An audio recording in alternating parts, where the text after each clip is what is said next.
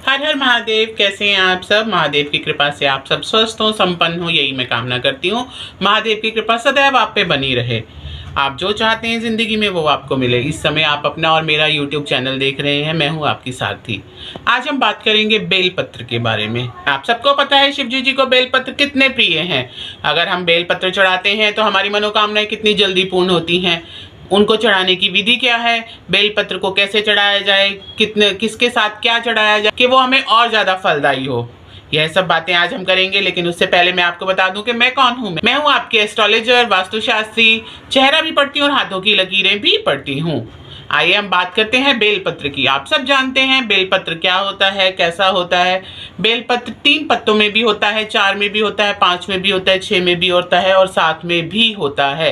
लेकिन 3 वाला बेलपत्र हमें नॉर्मली हर जगह मिलता है। लेकिन अगर आपको 4 पत्ती वाला, 5 पत्ती वाला, 6 पत्ती वाला, 7 पत्ती वाला बेलपत्र मिले तो आप बहुत लकी होंगे। आप उसे भोलेनाथ पे चढ़ाइए और उसके बाद उसे वापस एक बेलपत्र को वापस लेके घर आइए और उसे संभाल के रखिए। मैं तो कहूँगी उसे फ्रेम करा के अपने घर में, अपने मंदिर में लगाइए। देखिए आपको कैसे चमत्कारी प्रभाव मिलते हैं। आप सबने सुना होगा कि कहा जाता है, नहीं ये सत्य है, बिल्कुल सत्य है, कि अगर कोई मनुष्य मृत्यु के बाद अगर उसकी शव यात्रा को हम बेलपत्र के वृक्ष के नीचे से ले जाएं और अगर उस पर कोई बेलपत्र गिर जाए तो वह मोक्ष को प्राप्त करता है। उसे दोबारा मनुष्य जन्म नहीं लेना पड़ता। उसके सभी पाप दोष सब नष्ट हो जाते हैं उसी समय और वह मोक्ष को प्राप्त होता है। जिंदगी में और क्या चाहिए इंसान को, वह यही मांगता है। लेकिन कोई कोई किस्मत वाला होता है, हर कोई नहीं होता। बेलपत्र का वृक्ष आपकी शव यात्रा जब हम किसी की लेके जाते हैं तो रास्ते में मिले या ना मिले कुछ कह नहीं सकते। लेकिन मैं फिर भी कहूँगी, अगर किस्मत हो और आप कभी किसी की शव यात्रा वहाँ से लेकर जा रहे हो जहाँ बेलपत्र का वृक्ष हो, तो कृपया उस वृक्ष के नीचे से लेके जाएं। फिर देखिए कि क्या चमत्कारी प्रभाव होते हैं और इसका पुण्य उसको भी मिलता है जो उसके घर वाले होते हैं। वो भी जन्मों जन्मों के अपने पाप जो हैं वो नष्ट करवा सकते हैं अपने ही पितरों द्वारा, अपने ही पूर्वजों द्वारा। बेलपत्र को काटने से आपके वंश का नाश होता है। कभी भी किसी भी बेलपत्र के वृक्ष को नहीं काटना चाहिए। ऐसा करने से आपका जो वंश है उसका नाश होता है। अगर हम बेलपत्र का वृक्ष लगाते हैं तो हमें संतान प्राप्ति होती है। अगर किसी इंसान को संतान प्राप्ति नहीं हो रही हो तो उसे इस महीने में, जो इतना पावन और पवित्र महीना है सावन का, बेलपत्र का वृक्ष ज़रूर लगवाना चाहिए। इसे करने से आप देखिए आपके सभी कामनाएं पूर्ण होती हैं और प्रभु आपको संतान की प्राप्ति कर देते हैं। आपको मनवांछित संतान प्राप्त होती है। आप बेटा चाहेंगे बेटा होगा, बेटी चाहेंगी बेटी होगी और वह सर्वगुण संपन्न होंगे। अगर हम बेलपत्र के वृक्ष पर दिया जलाते हैं संध्या के समय तो हमें बहुत पुण्य प्राप्त होता है, बहुत आशीर्वाद प्राप्त होता है भोलेनाथ का और सभी देवी देवताओं का। आपको सबको पता है कि सभी देवी देवता भोलेनाथ के ही पूजते हैं, उन्हीं से प्रार्थना करते हैं, उन्हीं की पूजा करते हैं। अगर हम भोलेनाथ को प्रसन्न कर लें तो बाकी सब अपने आप ही प्रसन्न हो जाते हैं। यह सारे उपाय जो मैं आपको बताती हूँ यह सब शिव पुराण में आपको मिलेंगे। लेकिन शिव पुराण हर कोई नहीं पढ़ पाता, हर किसी को शिव पुराण का ज्ञान नहीं होता। इसलिए मैं आपकी सारथी हूँ, आपको नित्य प्रतिदिन छोटी छोटी बातें बताने आ जाती हूँ। किस चीज़ का प्रभाव ज़िंदगी पर कैसा रहेगा, किस चीज़ को करने से भगवान कितनी जल्दी प्रसन्न होते हैं, हमें क्या फल देते हैं, यह सब बातें हमें आपको बतानी होती हैं। इसलिए मैं नित्य प्रतिदिन आपको कुछ ना कुछ नया बताने ज़रूर आती हूँ। आपकी सारथी हूँ तो यह मेरा फ़र्ज़ बनता है। आइए हम बात करते हैं छोटे छोटे उपायों की। यह उपाय जो मैं आपको बता रही हूँ 1 दिन भी कर सकते हैं और पूरे 7 दिन भी कर सकते हैं। अगर 7 दिन करते हैं तो विशेष फल प्राप्त होता है, वरना आप अगर 1 दिन कर सकें तो 1 ही दिन कीजिएगा। लेकिन कहते हैं ना, चाय में जितनी चीनी डालोगे, जितना गुड़ डालोगे वह उतनी ही मीठी होगी। तो मैं भी आपको यही कहूँगी कि अगर दिल से करेंगे, समर्पण के साथ करेंगे और रोज़ कीजिए। मैं तो कहती हूँ सावन का महीना है, आप उपाय रोज़ कीजिए। किसी उपाय के लिए कोई दिन कोई वार नहीं देखा जाता। कोई भी उपाय पूरा महीना कर सकते हैं और हम प्रभु की कृपा प्राप्त कर सकते हैं, अपनी इच्छाओं को पूर्ण करा सकते हैं। जो हम चाहें वह सब हमें मिल सकता है यदि हम श्रद्धा और भाव के साथ प्रभु को मनाएं, उनको अपने आप को समर्पण करें। देखिए कैसे प्रभाव पड़ता है और आपकी ज़िंदगी में कितना बड़ा बदलाव आता है, यह आप खुद महसूस करेंगे। और जैसा भी बदलाव हो उपाय से, कृपया मुझे कमेंट बॉक्स में ज़रूर बताइएगा। अच्छा लगता है जब आप बताते हैं और मोटिवेशन मिलता है ताकि हम आपको और भी कुछ बता सकें। आइए बात करते हैं उपायों की। आप 108 बेलपत्र लीजिए और उस पर ओम लिखिए लाल चंदन से, या राम लिखिए, जैसा जो भी आप लिखना चाहते हैं वह लिखिए और भोलेनाथ को समर्पण कीजिए। फिर देखिए आपकी ज़िंदगी में कितनी खुशियाँ आती हैं, किस तरह आपकी ज़िंदगी बदलती है, क्या प्रभाव मिलता है और आपकी सभी मनोकामनाएं पूर्ण होंगी। यह मैं दावे के साथ कर सकती हूँ, लेकिन मैं वही कहूँगी कि श्रद्धा और भाव ज़रूर दिखाइएगा। मुझे मालूम है आप कहेंगे 108 बेलपत्र कहाँ से मिलेंगे। वैसे तो अगर आप ढूंढेंगे तो भगवान भी मिल जाते हैं, बेलपत्र क्या मिलना है। लेकिन फिर भी अगर आपको नहीं मिलते तो मैं कहूँगी 8 बेलपत्र ले लीजिए और भगवान को कहिए कि भगवान जी मेरी तरफ से ये 108 है, आप इसी को 108 समझिए और मेरी तरफ से यह है, मैं आपको अर्पण करता हूँ, आप इसे ग्रहण कीजिए। देखिए फिर प्रभाव आपको पता चलेगा। लेकिन वही बात कहूँगी कि समर्पण पूर्ण रखिएगा। अगर आप इतना भी ना कर सकें तो आपका नाम जो भी हो, आपके नाम में जितने भी अल्फ़ाबेट्स आते हों उतने बेलपत्र लीजिएगा।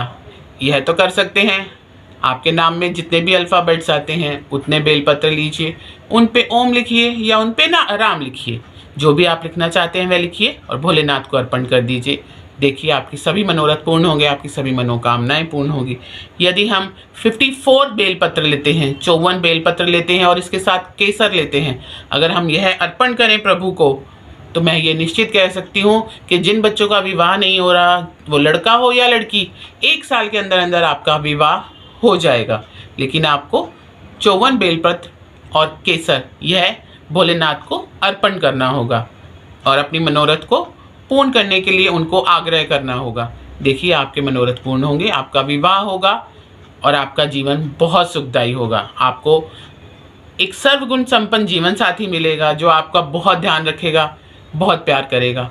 अगर हम 21 बेलपत्र लेते हैं और उन पर राम लिखते हैं सफ़ेद चंदन से और उन्हें भोलेनाथ को अर्पण करते हैं, तो हमारे सभी रुके हुए काम जो हैं वो संपन्न हो जाते हैं चमत्कारिक रूप से। आप देखिए आपका अगर पैसा रुका हुआ है, कोई काम नहीं चल रहा है, तो वह सब आप चमत्कारिक रूप से देखेंगे कि आपके सभी काम मनोरथ पूर्ण होने शुरू हो गए हैं, सभी काम बनने शुरू हो गए हैं। यह करके देखिए, 1 दिन भी कर सकते हैं और 7 दिन भी कर सकते हैं। मैं फिर कहूँगी कि उपाय अगर 7 दिन करेंगे तो बहुत अच्छा है, 1 दिन करेंगे तो भी बहुत अच्छा है। भाव और समर्पण पूर्ण रखिएगा, प्रभु आपके भाव देखेंगे। 8 बेलपत्र के साथ काले तिल लीजिए और भोलेनाथ को अर्पण कीजिए। ऐसा करने से आपका जितना मर्जी कष्ट हो, कोई भी जितनी मर्जी बड़ी बीमारी हो, यहाँ तक कि मैं कहूँगी कैंसर हो, लीवर खराब हो, आपको टीबी हो, जैसा भी बीमारी हो, देखिए कितनी जल्दी उस बीमारी का हल मिलता है, आपको दवाइयाँ मिलती हैं और चमत्कारिक रूप से आपकी जो बीमारी है वह ठीक होनी शुरू हो जाती है और आपके बीमारी में सुधार आने लग जाता है और आप बहुत जल्दी ठीक हो जाते हैं। यह उपाय करके देखिए, इस उपाय को 7 दिन कीजिए, बहुत अच्छा रिजल्ट मिलेगा। अब 1 बेलपत्र लीजिए और 1 मुट्ठी काली इलायची लीजिए। 1 बेलपत्र लेना है आपने और 1 मुट्ठी काली इलायची, जो बड़ी इलायची होती है, वह लीजिए और उसे भोलेनाथ को अर्पण कीजिए। अगर इलायची गिरती है तो फिक्र मत कीजिएगा, वो वहीं गिरेगी, प्रभु को अपने आप समर्पण हो चुकी है। ऐसा करने से आपके ऊपर नज़र, दोष, तांत्रिक जो भी क्रियाएं हुई होती हैं वह सब खत्म हो जाती हैं और आपके घर में मंगल कार्य शुरू हो जाते हैं। यह उपाय कीजिएगा और फ़र्क देखिएगा। अब आप 11 बेलपत्र लीजिए और उनके साथ चीनी लीजिए। अगर हम 11 बेलपत्र लेते हैं और चीनी लेते हैं तो ऐसा करने से हमारी अगर किसी से दुश्मनी है, कोई हमसे नाराज़ होकर चला गया है, कोई हमसे रूठ गया है, आपकी किसी से लड़ाई है, आप उसे वापस पाना चाहते हैं, देवरानी जेठानी में लड़ाई है, सासू माँ से नहीं बनती है, आपके अपने हस्बैंड से नहीं बनती, लड़ाई होती रहती है, तो ये काम कीजिए कि 11 बेलपत्र और चीनी लीजिए, भोलेनाथ के मंदिर जाइए, शिवालय में जाइए और भोलेनाथ को अर्पण कीजिए और प्रार्थना कीजिए और अपने भाव दिखाइए। उसके बाद देखिए वह इंसान खुद ब खुद आपके पास आ जाएगा, और आपसे प्यार और मोहब्बत से रहेगा। आप ये करके देखिएगा। अगर 1 दिन करेंगे तो भी उपाय मिलेगा, 7 दिन करेंगे तो वो भागता हुआ आपके पास आएगा। अगर हम 24 बेल पत्र लेते हैं और शहद लेते हैं और भोलेनाथ को अर्पण करते हैं तो आपकी ज़िंदगी में यश, नेम, फेम, सभी सुविधाएं आपको खुद ब खुद मिल जाती हैं। भोलेनाथ आपके सभी मनोरथ पूर्ण करते हैं। आपका यश इतना होता है, आपका नाम, आप अपने नाम से पहचाने जाते हैं। आपका नाम दुनिया में पूरी तरह से छा जाता है, फेमस हो जाता है और आप अपनी ज़िंदगी को हर सुख के साथ, हर वैभव के साथ व्यतीत करते हैं। यह उपाय करके देखिएगा। लेकिन मैं फिर कहूँगी, समर्पण पूर्ण रखिएगा। आपके ऊपर है कि आप किस तरीके से अपनी भावनाओं से भगवान को मनाते हैं। यह हम नहीं बता सकते, भावनाएं आपको ही जोड़नी पड़ती हैं। अपने दिल को आपको ही भगवान को देना पड़ता है, अपने आप को समर्पण करना पड़ता है, तभी आपके मनोरथ पूर्ण होते हैं। यदि हम 28 बेलपत्र लेते हैं और उन पर घी लगाते हैं, गाय का देसी घी हो तो बहुत अच्छा है, दूसरा देसी घी हो तब भी चलेगा। आप घी लीजिए, 28 बेलपत्र लीजिए और भोलेनाथ को समर्पण करके आइए, उनको अर्पण कीजिए और अपनी विदेश यात्रा को पक्का कीजिए। आपको किसी भी देश में जाना हो, आपको बहुत जल्दी वीज़ा मिलेगा, आपकी विदेश यात्रा बहुत जल्दी पूर्ण होगी। यह करके देखिए। इनमें से जो भी आपकी इच्छा हो, जैसा भी आप करना चाहें वह उपाय कीजिए और अपनी ज़िंदगी में प्रभाव देखिए। यह प्रभाव बहुत जल्दी आएंगे, इसे करके देखिएगा। मैं तो कहूँगी, सावन का महीना है, पूरे सावन में अगर आप करते हैं तो हो सकता है इसी महीने में आपको चमत्कार नज़र आ जाए और आपकी सभी मनोकामनाएं जो हैं वो पूर्ण हो जाएं। लेकिन मैं भोलेनाथ से भी यही कहूँगी कि जो आपको सच्चे हृदय से याद करे, जो अपना समर्पण करे, जो भावनाओं से आपको पूजे प्रभु, उनकी सभी इच्छाएं पूर्ण कीजिएगा। मुझे मालूम है मेरे भोलेनाथ कभी किसी को खाली हाथ नहीं लौटाते। मैंने तो आज तक कभी उनके दर से कभी खाली हाथ नहीं कुछ भी देखा, किसी को जाते हुए नहीं देखा। मेरे तो रोम रोम में प्रभु बसते हैं। मेरे लिए तो मेरे पिताजी भी वही हैं, मेरे भाई भी वही हैं, बहन भी वही हैं, माता भी वही हैं, दोस्त भी वही हैं। मेरे लिए तो भोलेनाथ सब कुछ हैं। मैं तो एक आवाज़ देती हूँ, मुझे कोई भी दिक्कत हो, कुछ भी हो, मुझे मालूम है भोलेनाथ ज़रूर हरण करते हैं मेरे विघ्नों को और मेरे को अपना आशीर्वाद ज़रूर देते हैं। इसी तरीके से मैं कहूँगी, प्रभु सब पर अपना आशीर्वाद बनाए रखिए, सभी को वह सब कुछ दीजिए जो वह चाहते हैं। अगर आप बेलपत्र के साथ चावल अर्पण करते हैं तो आपको अपार धन संपदा मिलती है, धन की प्राप्ति होती है। अगर काले तिल देते हैं तो मैंने आपको बताया था कि कोई भी रोग हो उसका नाश होता है। अगर हम जौ देते हैं प्रभु को तो हमें सभी सुखों की प्राप्ति होती है। और अगर हम गेहूं अर्पण करते हैं तो हमें संतान की प्राप्ति होती है। आप पंचामृत अगर प्रभु को अर्पण करते हैं, आप सोमवार के दिन यह ज़रूर कीजिए कि आप जब भी शिवालय पे जाएं तो कुछ भी अर्पण करने लगें उससे पहले पंचामृत घर से ज़रूर बना के लेके जाएं और प्रभु को ज़रूर अर्पण कीजिए। देखिए आपके सभी मनोरथ खुद ब खुद पूर्ण होंगे। भगवान आपको खूब आशीर्वाद देंगे और आपकी सभी मनोकामनाएं पूर्ण करेंगे। यह छोटे छोटे उपाय हैं जो करके देखिएगा और बेलपत्र के साथ एक चमत्कारी प्रभाव अपने ज़िंदगी में अनुभव कीजिएगा कि आप अगर बेलपत्र को प्रभु को अर्पण करते हैं तो प्रभु आपको क्या क्या देते हैं और आपकी कैसी कैसी इच्छाओं को पूर्ण करते हैं। बेलपत्र कोई बहुत महंगी चीज़ नहीं है, ऐसा भी नहीं है कि मिलते नहीं हैं, आप ढूंढेंगे। इस समय तो शिव मंदिर के बाहर हर जगह आपको बेलपत्र मिलेंगे। आप लीजिए और अपनी इच्छाओं को पूर्ण कीजिए, लेकिन भाव और श्रद्धा के साथ जाइएगा। यह नहीं कि हमने आपको उपाय बताए और आप कर रहे हैं। भाव रखिएगा और समर्पण रखिएगा। प्रभु को बोलिएगा, प्रभु मैं आपके द्वार पे आया हूँ, जो भी आप देंगे मुझे, जैसा भी फल देंगे मुझे मंजूर है। आप जो भी करते हैं मेरे लिए अच्छा ही करते हैं, इसलिए प्रभु आज मैं आपको यह चीज़ अर्पण करता हूँ। आप मुझे जो आशीर्वाद देना चाहते हैं वह दीजिए, मुझे स्वीकार्य है। यह कहिए और प्रभु को मनाइए। देखिए आपकी सभी इच्छाएं पूर्ण होंगी। यह मैं आपको कह सकती हूँ, 100 नहीं 500% आपकी इच्छाएं पूरी होंगी। आप यह करके देखिए छोटे छोटे उपाय। मैं फिर आऊँगी, मैं अगली वीडियो में आपको बताऊँगी कि रुद्राभिषेक कैसे करते हैं। आपको पता है रुद्राभिषेक ज्ञानी पंडितों के द्वारा संपन्न होते हैं, लेकिन हम इसे खुद भी कर सकते हैं। कैसे कर सकते हैं, किस चीज़ से कौन सा अभिषेक किया जाता है, किस द्रव्य से कौन सा अभिषेक किया जाता है और कौन से मनोरथ पूर्ण होते हैं, यह मैं अगली वीडियो में आपको ज़रूर बताऊंगी। देखिएगा और अपने मनोरथ पूर्ण करवाइएगा। ऐसे ही अपने साथी को प्यार देते रहिएगा और प्यार लेते रहिएगा।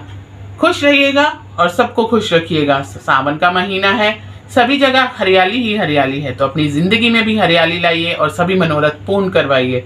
अगली वीडियो में मैं आपसे मिलूंगी, इंतज़ार कीजिएगा, देखिएगा ज़रूर वीडियो को और अपने कार्यों को सिद्ध कीजिएगा। मैं आपसे फिर मिलूंगी बहुत जल्दी कुछ नया, कुछ अद्भुत लेकर।